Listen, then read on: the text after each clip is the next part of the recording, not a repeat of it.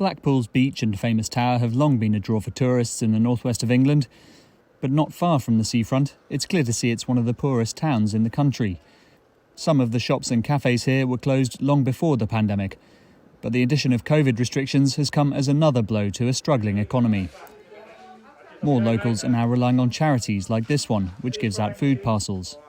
If it wasn't for these people, I don't know how any of us would survive. You have so many people, it's unbelievable.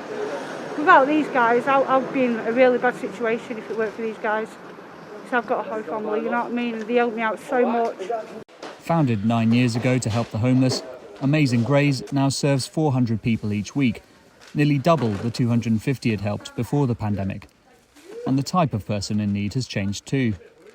The profile of the people has gone from homeless people, rough sleepers, people in addiction, people lost in alcoholism, to working people, hard-working taxi drivers, people cleaners, people who have got full-time jobs at the council. We've got desperate people coming asking to volunteer as well because they're going out of their minds with boredom. Blackpool's fortunes as a tourist destination have declined ever since cheap flights made foreign holidays more accessible. But while charities have long struggled to help those left behind, the pandemic has overwhelmed some services. Home Start offers support visits for impoverished families with young children, but they've had to turn people away for the first time. They now have 40 families on their waiting list.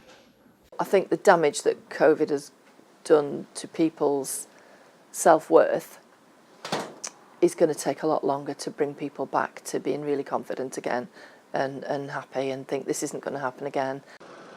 There is hope for the future though.